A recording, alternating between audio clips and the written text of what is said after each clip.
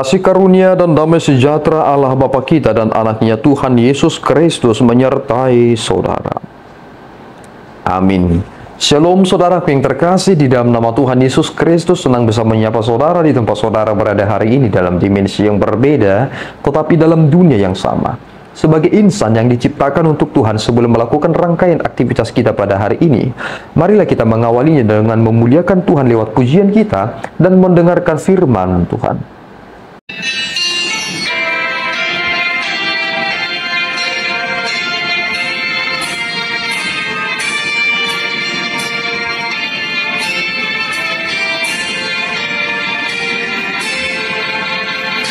Allah pencipta semesta yang maha kudus dan suci, tiada batasnya kasih-Mu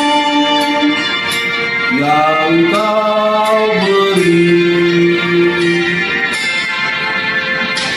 Nyatalah kasih sayang-Mu dengan sang surya yang Kau beri, dan sawah ladang yang subur yang Kau beri.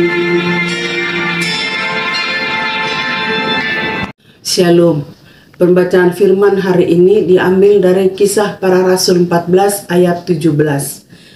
Namun ia bukan tidak menyatakan dirinya dengan berbagai-bagai kebajikan, yaitu dengan menurunkan hujan dari langit dan dengan memberikan musim-musim subur bagi kamu. Ia memuaskan hatimu dengan makanan dan kegembiraan. Demikian firman Tuhan. Saudaraku yang terkasih di dalam nama Tuhan Yesus Kristus, ada hal yang begitu mencengangkan yang pernah dialami oleh Rasul Paulus dengan Barnabas. Ketika mereka berada di sebuah daerah, yakni di Ikonium, ketika mereka memberitakan firman Tuhan, pada awalnya mereka ditolak oleh orang-orang yang berada di sana.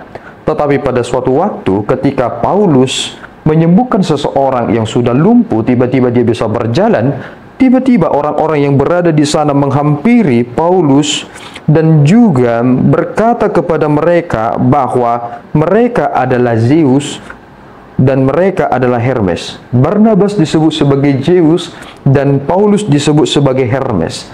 Dan kemudian hal inilah yang melatar belakangi Rasul Paulus berkata kepada mereka, "Kami adalah manusia. Tugas kami adalah memberitakan Injil kepadamu supaya engkau bertobat, supaya engkau yang mendengarkan apa yang kami firmankan itu adalah hal yang dapat membuat saudara kembali kepada kebenaran, supaya saudara tidak menyembah pribadi atau dia yang saudara anggap adalah Tuhan, tetapi sebenarnya mereka tidak pernah ada. Engkau terbuai dengan pikiranmu, menganggap bahwa mereka adalah dewa yang harus ditinggikan, tetapi itu adalah proyeksi pikiranmu. Hanya ketika engkau menganggap mereka ada, sehingga mereka nampaknya ada, tetapi mereka pada hakikatnya tidak pernah ada." Dan inilah yang membuat Paulus menegaskan kepada mereka bahwa Tuhan yang sesungguhnya adalah Allah yang telah memberkatimu. Hanya ada satu Allah yang memberkati umat manusia, yang memberikan matahari, yang memberikan pergantian hari demi hari, memberikan kesuburan kepada tanah, memberikan kemakmuran kepada seluruh umat manusia. Dan Allah yang memberikan itulah sebenarnya yang harus kita sembah. Dan siapakah dia? Paulus menegaskan bahwa dia adalah yang telah menyelamatkanmu, pribadi Yesus Kristus. Mari kita saudaraku merenungkan hal ini, bahwa sebenarnya Yesus telah menyatakan dirinya sebelum ia nampak di perjanjian baru. Allah telah menunjukkan dirinya dan manusia telah menyadari bahwa Allah itu ada sebelum Yesus Kristus menampakkan dirinya di perjanjian baru. Ini menjadi pemikiran yang sangat penting bagi kita, bahwa ternyata ada wahyu umum yang ditekankan oleh Rasul Paulus untuk menghantarkan seseorang kepada wahyu khusus. Bahwa ketika kita melihat matahari, maka kita memiliki kerangka berpikir bahwa siapa yang menciptakan matahari ini, bagaimana ia terus memiliki energi, bagaimana ia bersinar, dan sinarnya dapat memberikan efek yang baik bagi umat manusia. Bagaimana bumi ini terbentuk, ada lapisan di sana sehingga sinar matahari tidak langsung merusak tatanan yang ada dalam bumi ini. Yang menjadi pertanyaannya adalah siapa yang menciptakan ini? Tentu semua itu adalah pasca kondisi, itu adalah yang diciptakan oleh Allah, dan yang memiliki semua ini adalah Allah. Sehingga kita tidak boleh takluk kepada apa yang diciptakan, tetapi kita harus lebih takut dan takluk kepada Dia yang menciptakan. Ini menjadi prinsip yang terpenting dalam hidup ini, dan kita mendapatkan kebenaran itu ketika kita mendengarkan firman Tuhan.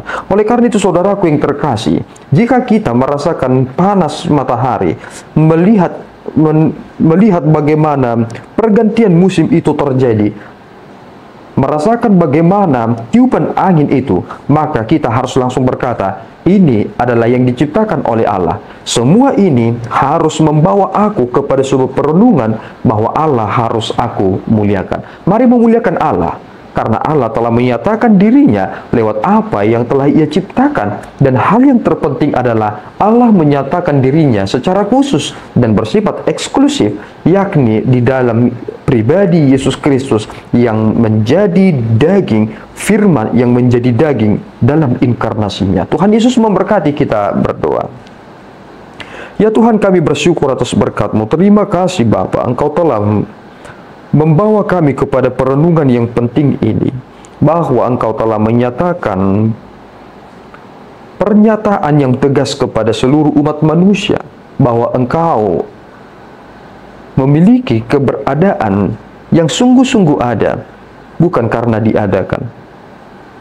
Banyak umat manusia yang menjadi sesat karena ingin menciptakan Tuhan baginya, sehingga mempergunakan perasaan mereka yang dangkal, sehingga mereka membuat cara-cara yang tidak benar, hanya ingin memuaskan perasaan mereka semata tentang apa yang mereka dapat pikirkan.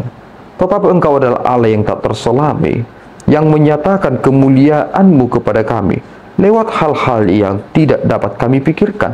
Tetapi kini kami dapat merasakan dari hal-hal yang boleh kami lihat, dari hal-hal yang boleh kami nikmati. Engkau adalah Allah yang memberikan itu. Terpuji Engkau Bapa, kami muliakan nama-Mu lewat semua yang telah Engkau berikan kepada kami. Di dalam Yesus kami telah berdoa dan mengucap syukur. Anugerah Tuhan kita Yesus Kristus, kasih setia Allah Bapa kita, dan persekutuan Roh Kudus menyertai saudara. Amin. Tuhan Yesus memberkati.